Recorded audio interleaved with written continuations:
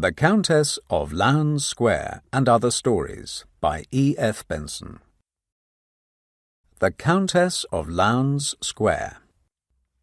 Cynthia, Countess of Hampshire, was sitting in an extraordinarily elaborate dressing gown one innocent morning in June, alternately opening letters and eating spoonfuls of sour milk, prepared according to the prescription of Professor Metchnikoff.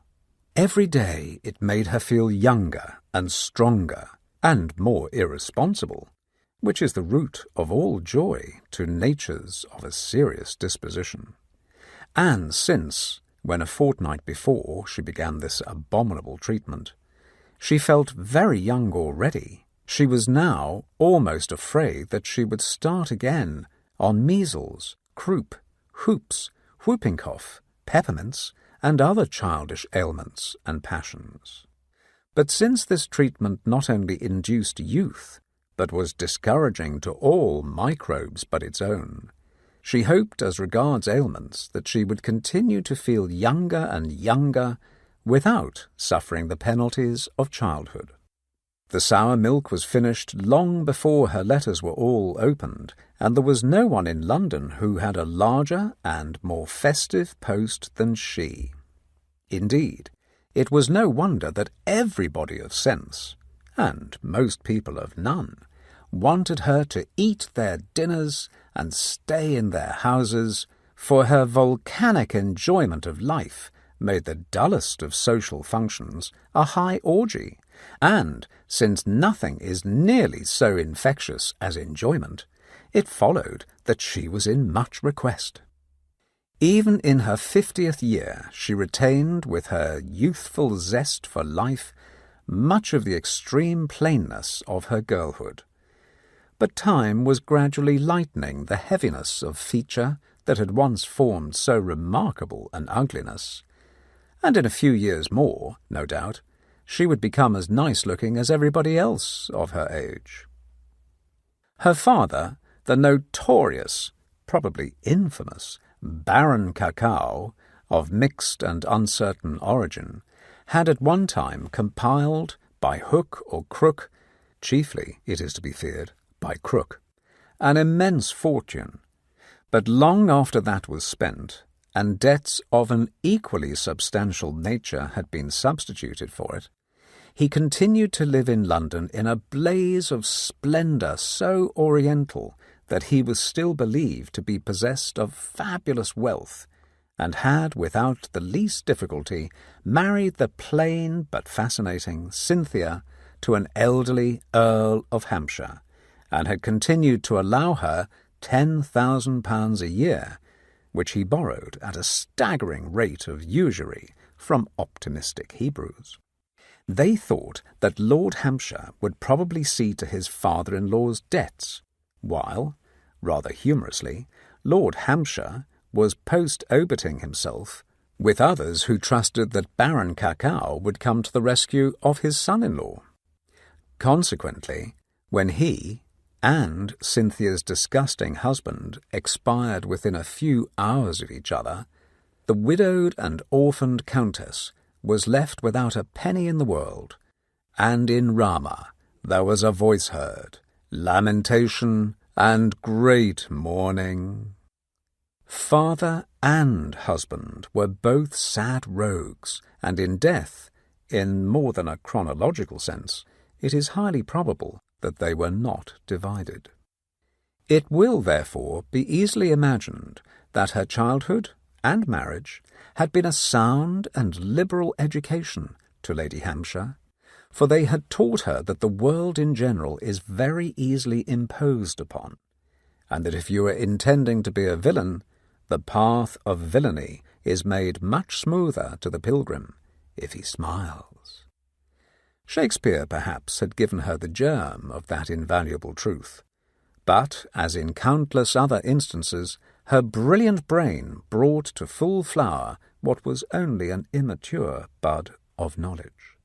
In any case, the villain, so she shrewdly reasoned, must keep his frown to himself, and however dreadful the machinations on which he is employed, must cultivate a dewy bonhomie in public, and pretend to be innocently engrossed in the pleasures and palaces of this delightful world. Lady Hampshire went farther than this, especially since she had taken to sour milk, and actually was engrossed in them for a large majority of the hours of those entrancing summer days. But, like all game fish, she had a close time, which occurred every morning, over her post. For to let the reader into her terrible and unsuspected secret, she was an earnest and adroit blackmailer. It's easy to find excuses, if excuses are needed, to account for her adoption of so vivid and thrilling a life, for indeed it's difficult to see how she could have existed at all without some such source of income as this, and still less could she have kept up her delightful house in Lowndes Square, her cottage in the Cotswolds, her luxurious and rapid motor car, her box at the opera, her wonderful toilettes at Sandown and Epsom, and Newmarket and Aix and Marienbad. All these simple pleasures were really a necessity of life to her, while in addition to that she rightly regarded them as an indispensable part of her make-up as a blackmailer, a mask behind which she could securely grin. Had she, with her historic name, gone to live in Whitechapel or Bayswater, people would have inevitably concluded that she was hard up, and in the charitable manner characteristic of the world, have wondered how she managed to live at all except by some course of secret and remunerative crime. Whereas the genial and affluent countess who gave her box at the opera not to her friend, for she was too clever for that, but to her possible enemies whenever she did not want it, which was 6 nights in the week, since she detested music as much as she detested detectives, was a woman who need not laugh at suspicion, simply because there were no suspicions to laugh at. Nobody bothered himself or herself as to how she got her money, just because she always spent it so delightfully. If she had not spent it thus, or if there had been none to spend, there would have been an excellent cause for the world to wonder where it came or did not come from. A word is necessary for the sake of those few who may possibly be ignorant of how such things are pleasantly managed, as to her methods when in pursuit of her profession. From an amateur standpoint, and to the world at large, she was, as has been said, Cynthia, Countess of Hampshire. But in her business capacity, and to the scarcely less numerous world of her trembling clients, she was Agatha Annesley, Miss. Here she differed from Shakespeare, for she held that there was a great deal in a name, and, apart from the obvious objections to trading as Cynthia Hampshire, there was in the sound of Agatha Annesley much which would inspire a misplaced confidence. Agatha Annesley, to anyone entering into business relations with her for the first time, would seem to be a not unkindly blackmailer. She might suitably have lived in a cathedral close with her sister. There was something wistful and pathetic about the title. It was in no way sharkish. She sounded gentle, though her immediate mission might appear diabolical. She was a pleasant dentist who might be supposed to treat you to nasty jabs and vivid extractions for your permanent good. In Lady Hampshire's life, passed as it was in country houses and restaurants and continental spas, it was no wonder that she found many clients. There was scarcely a scandal in London that did not reach her sympathetic ear before it became public, and there were certainly many scandals that reached that eager orifice which never became public at all. She had a memory which bordered on the Gladstonian for retentiveness, and a terrifying and menacing pen, and a few words dropped secretly into her ear came out of Agatha's stylograph with blistering effect. But with the innate kindness of her nature, she never allowed Agatha to blackmail any who could not afford to pay, and she had several times deferred the extraction of her little fines until it was certain that her client would not be seriously embarrassed, and possibly driven to the desperate course of denouncing her.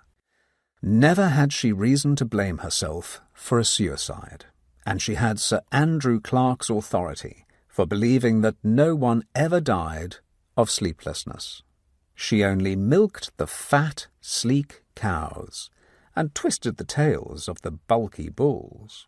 Indeed, as she quaintly said to herself, she looked upon the payments they made as a sort of insurance against indiscretions on their part in the future.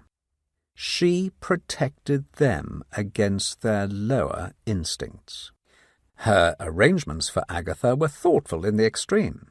Years ago, her father had owned a small house in Whitstable Street, of the kind described in auctioneering circles as bijou, which backed onto her own less jewel-sized mansion in Lowndes Square. This house in Whitstable Street had providentially escaped the notice of his creditors when his affairs, if an entire absence of assets can be considered affairs, were wound up, and in order to give Miss Annesley a discreet and convenient home, it had only been necessary to cut a door through the back of a big closet in her bedroom in Lowndes Square. The rates and taxes of the bijou were punctually paid by Agatha, who had, of course, a separate banking account and a curious sloping hand, while a secret and terrible old woman called Magsby, whom Lady Hampshire could ruin on the spot for forging a valueless cheque of her father's, opened the door to the clients and made gruesome haddocky meals for herself in the kitchen. Upstairs, Lady Hampshire kept her Agatha clothes, in which she looked like some unnatural cross between a hospital nurse and the sort of person who gets more stared at than talked to. And when she had found a home for the guileless young carpenter who fashioned her means of communication between Lowndes Square and Whitstable Street in a remote though salubrious district of Western Australia, it really seemed as if she might laugh at the idea of detectives. She had but to lock herself into her bedroom, and in 5 minutes Agatha, with her spectacles and rouge and terrible wig, would be firmly conversing with clients in Whitstable Street. Then, when a pleasant conclusion had been come to, 5 minutes more would be sufficient, and Lady Hampshire would emerge from her bedroom, refreshed by her rest, and ready to immerse herself in a perfect spate of fashionable diversions. Such, to Lady Hampshire's effusive and optimistic mind, was her career as it should have been. But occasionally the hard, sordid facts of existence put spokes in the wheel that should have whirled so merrily, and as she sat this morning in her elaborate dressing-gown, she found a spoke of the most obstructive kind.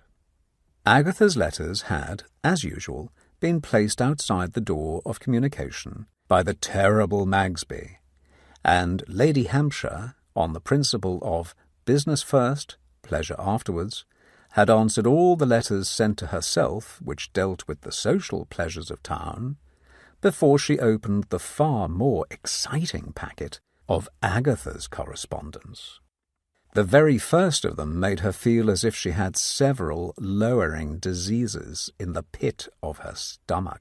It ran thus: To Miss Agatha Annesley. Dear Madam, I have learned your terrible secret, and know the means whereby you acquire your great and ill-gotten wealth. Believe me, my heart bleeds for you, that in your position you should ever have had to descend to the crime of blackmailing, which, as you are well aware, is regarded in a very serious, and perhaps even brutal light by the otherwise humane code of English law. Now, I make no threats, I studiously avoid them, but if you can help a deserving and struggling individual already past the prime of life, I assure you on my sacred word of honour that you will not sleep the less soundly for it. A pittance of £1,000 a year, paid quarterly and in advance, would be considered perfectly satisfactory. My messenger shall call on you this afternoon at 3:15, and I earnestly suggest that the first payment should, then and there, be given him. Faithfully yours, M.S. P.S. Motives of delicacy prevent my mentioning my name. A cheque, therefore, would be less welcome than banknotes or gold. Cynthia Hampshire shuddered as she read. Often and often she had wondered with kindly amazement at the hare-like timidity of her clients, who so willingly paid their little mites to the upkeep of her establishment, when a moment's courage would have taken them hot foot to the smiling and hospitable portals of Scotland Yard. But as she perused this perfectly sickening communication, she found herself, in the true sense of the word, sympathizing with them, that is to say, suffering with them. It really was most uncomfortable being blackmailed for something of an illegal nature which you actually had done, and she no longer wondered at the lamb-like acquiescence with which her clients fell in with the not unreasonable terms that she offered them. The thought of calling at Scotland Yard with this outrageous letter occurred to her, but at the idea of appealing for protection, her soul cried out like a child in the dark, and her courage oozed from her like drippings from a squeezed sponge. Furthermore, so spirited a proceeding was rendered even less feasible by the fact that it was not Lady Hampshire who was being blackmailed, but her Agatha. She doubted very much if she would be allowed by the odious meticulosity of English law to prosecute on behalf of poor Miss Annesley, who must suddenly have gone abroad, while the idea of going to the house of vengeance in the disguise and habiliments of that injured spinster was outside the limits of her sober imagination. And who could M.S. be, with his veiled threats and nauseating denial of them? She ran rapidly through the list of her clients, but found none whom she could reasonably suspect of so treacherous a feat. Very reluctantly she was forced to the conclusion that she would have to pay the first quarter anyhow of this cruel levy. Luckily, Agatha had been doing very well lately, for London had been amusing itself with no end of questionable antics, and there was a prospect of a good season to come. But £250 per quarter would assuredly take a considerable portion of guilt off poor Miss Annesley's gingerbread, and it was once clear to Lady Hampshire that she must raise Agatha's rates. She was lunching that day with Colonel Ascot, an old and valued friend. Though still only a year or two past 50, he had made 3 large fortunes, of which he had lost 2. But the third, which he had rapidly scooped out of the rubber boom, had sent him bounding upwards again, and she had, more than once, wondered if she could get him onto Agatha's list. More than once, also, in answer to his repeated proposals, she had thought of marrying him, but she did not think it right to accept his devotion without telling him about Agatha, and it seemed scarcely likely that he would wish his wife to have such an alter ego. For, as Agatha, she led such a thrilling and tremendous existence that it would be a great wrench to annihilate that exciting spinster in the noose of matrimony. On the other hand, if Agatha's business was to be threatened by these bolts from the blue, in the shape of demands from M.S., the pain of parting with her would be appreciably less severe. The matter required fresh and careful consideration. Lady Hampshire had several other clients to write to, and it was time, when she had finished this correspondence and put it through the secret door at the back of the bedroom closet to be collected and posted by grim Magsby, to exchange her dressing-gown for the habiliments of lunch and civilization. A new costume had come to her from Paquin's that morning, and as she was to go to 2 charity bazaars, a matinee, and as many tea parties as there was time for between the end of the matinee and the early dinner, which was to precede another theatre and a couple of balls, she decided to wear this sumptuous creation. Anything new, provided the point of it was not to be old, put this mercurial lady into excellent humour, and she set out for lunch, which was only just across the square, not more than half an hour late, looking, as the representative of a fashion paper, who was standing at the corner on the chance of seeing her, told her readers the following Saturday, very smart and well gowned. She knew she was certain to meet friends, since that always happened, and by the time she took her seat next to her host, finding lunch already half over, she had quite dismissed from her mind the trouble of poor Miss Annesley. "But how delicious to see food again," she said as she sat down. "I was so afraid lunchtime was never coming that I didn't recognize it when it came." "And we were afraid that you were never coming, dear Cynthia," said the Duchess of Camber. "I know, I am late, but as I always am late, it is the same as if I was punctual. The really unpunctual people are those who sometimes are late and sometimes not. Colonel Ascot has the other punctuality. He is always in time." Cynthia looked around the table. There were but half a dozen guests, but all these were old friends, and by a not uncommon coincidence, half of them were clients of Agatha, while the Duchess of Camber, so Lady Hampshire knew, was quite likely to become one, for she had lately taken to doing her shopping at Mason's stores, and spent a long time over it. Colonel Ascot glanced, apparently with purpose, at the Louis XVI clock that stood on the mantelpiece. "One wastes a lot of time if one is punctual," he said. "But after all, one has all the time there is." "But there isn't enough, though one has it all," said Lady Hampshire. "Today, for instance, would have to be doubled, as one doubles at bridge, if I was to do all I have promised to." "But you won't, dear, so it doesn't matter," said the Duchess. "In any case, there is always time for what one wants to do, and one can omit the rest. I always thought my time was completely taken up, but I find I can do my own shopping at Mason's as well. I buy soap and candles and sealing wax, and take them home in the motor." "But not every morning?" asked Lady Hampshire, beginning to attend violently. "Practically every afternoon. I always find I have forgotten something I meant to buy the day before. Also, it's a sort of retreat. One never meets there anybody one knows, which is such a rest. I don't have to grin and talk."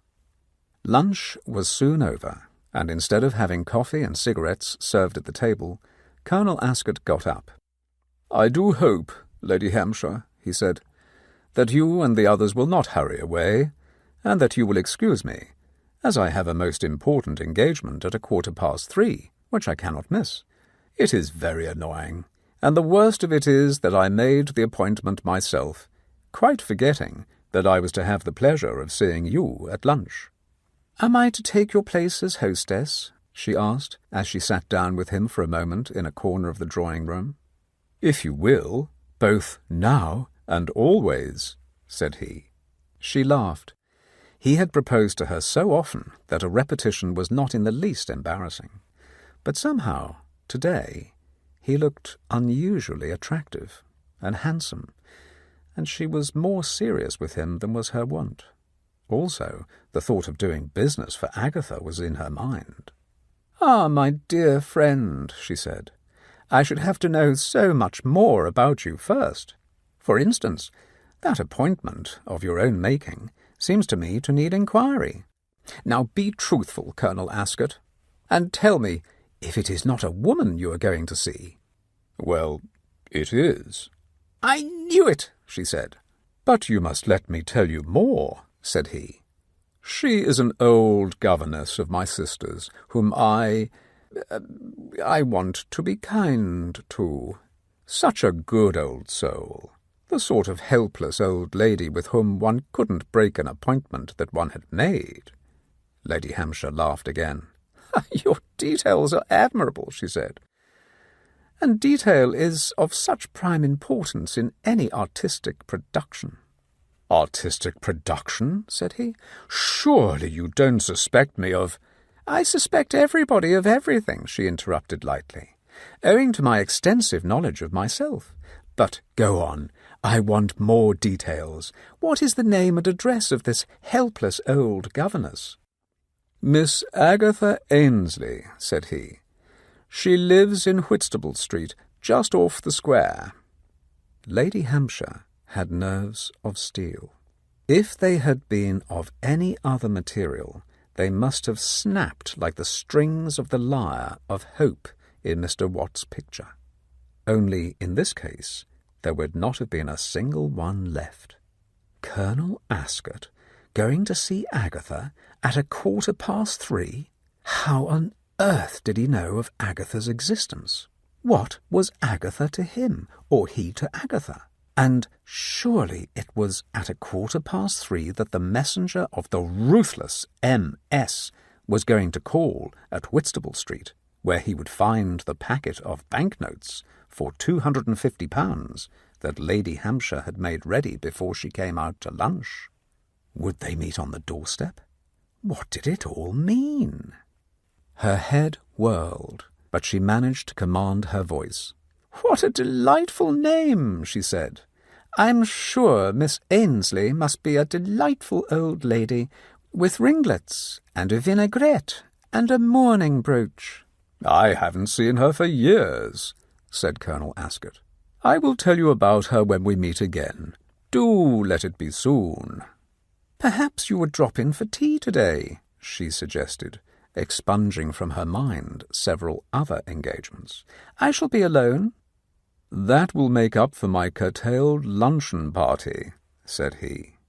He made his excuses to his guests, and after allowing him a liberal time in which he could leave the house, Lady Hampshire rose also.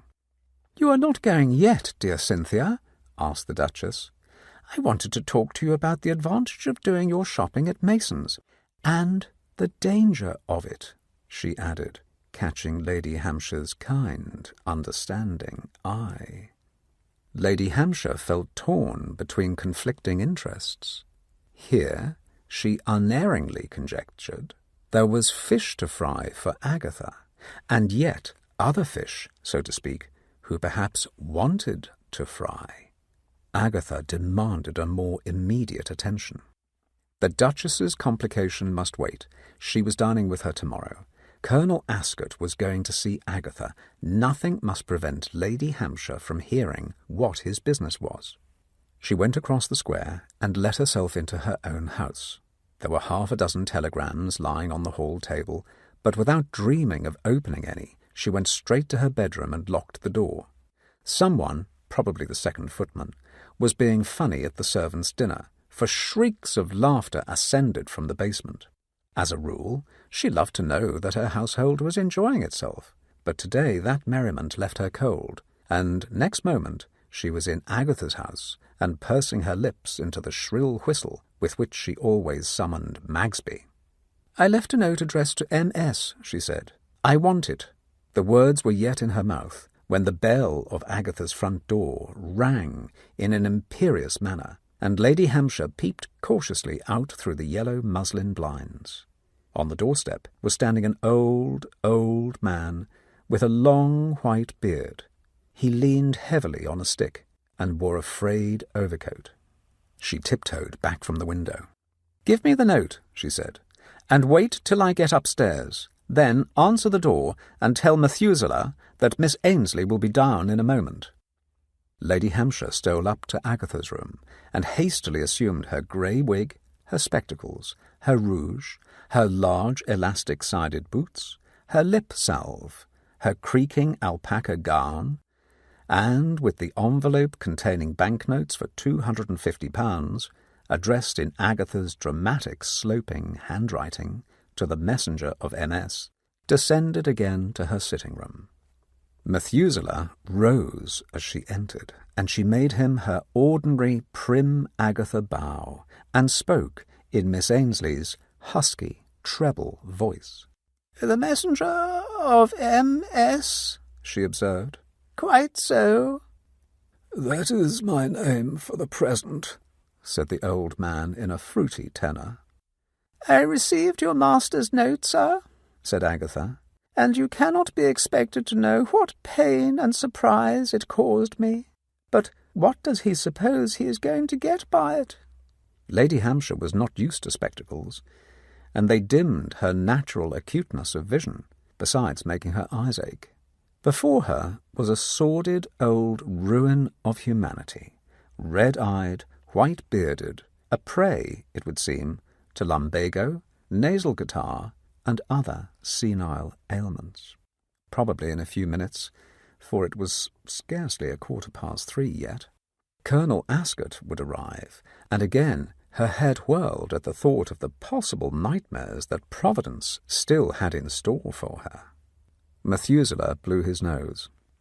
"I fancy my master rather expected to get £250 in notes or gold," he said.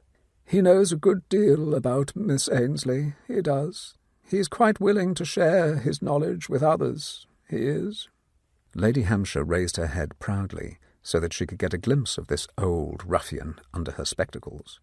The ways of genius are past finding out, and she could never give a firm reason for what she said next. A brilliant, unconscious intuition led her to say it. "There is nothing the world may not know," she said. "In England it is no crime to be poor, and though I have been in a humble position all my life has been an honest one. There is no disgrace inherent in the profession of a governess. For many years I was governess to Colonel Ascot's sister." "Good God!" said Methuselah. That was sufficient for Lady Hampshire. She took off her spectacles altogether and closely scrutinized that astonished, rheumy face. And then her kindly soul was all aflame with indignation at this dastardly attempt to blackmail poor Agatha. "In fact, now I look at you," she said, "I recognize you. No wonder you blaspheme. I remember the bright boy who used to come in and sit in the schoolroom while my pupil and I were at our lessons. You have aged very much, Colonel Ascot." In that moment of recognition she made up her mind. She could never marry him. She could never even lunch with him again. He was atrocious. Methuselah rose. "You are labouring under some strange mistake," he said. "I will call again." "There is no mistake at all," said Lady Hampshire quickly, forgetting, in her perfectly natural indignation, to employ the husky treble tones which were characteristic of Miss Annesley, "except the mistake that you have made in thinking that you could with impunity blackmail a defenceless old governess like me. Where is Scotland Yard? I shall drive there immediately, and you shall come with me. I shall ring the bell." She got up quickly, and then sat down again, exactly where she had been, and Methuselah looked at her very carefully. Then he suddenly burst into peals of bass laughter. "But you have aged very much too, Lady Hampshire," he said. "Good God!" said Agatha Annesley. Magsby, waiting in the passage outside, felt uncertain as to what her duty was. She heard her mistress's voice, and the voice of another, shrieking with laughter, which seemed to gather volume and enjoyment the longer it went on. Eventually she thought it best to retreat to the basement and prepare haddocks for dinner. "But, my dear, let us be serious," said Lady Hampshire at length. "Tell me, before I begin to laugh again, how on earth you ever heard of my poor Agatha?" "A mutual client," said Colonel Ascot, fanning himself with his long white beard. "Poor Jimmy Dennison. He told me, in a fit of natural exasperation, when I was reminding him about what happened at Brighton last September, that he could not afford to pay for the same thing twice over, once to me and once to Agatha Annesley. The poor boy showed me the counterfoils of his cheque-book. It was Agatha Annesley and Martin Sampson all the way. It was but natural, since he could not pay, that I should turn to Agatha and see if she could." "But are you really one of us?" said Lady Hampshire. "Apparently. Are you?" There was a fresh relapse of laughter, and then Lady Hampshire pulled herself together. "I will go halves in Jimmy Dennison," she said. "Whatever we may get, you may say you have squared Agatha. He ought to give you something for your trouble, or I will say I have squared Samson." "It makes no difference," said Colonel Ascot. "But I am afraid our interests conflict in many quarters. For instance, the poor Duchess of Camber." "Shopping at Mason's," interrupted Lady Hampshire. "My dear friend, she is mine. She was going to tell me all about it this afternoon, only I had to come over here to see about Agatha." Again Colonel Ascot exploded with laughter. "But she told me about it yesterday," he said, "and I had already drafted a short letter to her from Martin Sampson." Lady Hampshire was annoyed at this, since the Duchess was so very rich and so very silly. "I don't know what we can do," she said. "We can't appoint an arbitrator, can we? No arbitrator of really high character would undertake to settle the differences of two blackmailers. It is very important that an arbitrator should be beyond suspicion." "We had really better make it one firm, Cynthia," said he. She had often considered his proposal before, but never so favourably. Agatha need not be annihilated now. Agatha would probably grow even more tumultuously alive. "Yes, perhaps we had," she said. "Oh, yes, most decidedly." So they lived happily and wealthily and amazingly for another 24 years. There is much yet that might be said about them. End of section 1.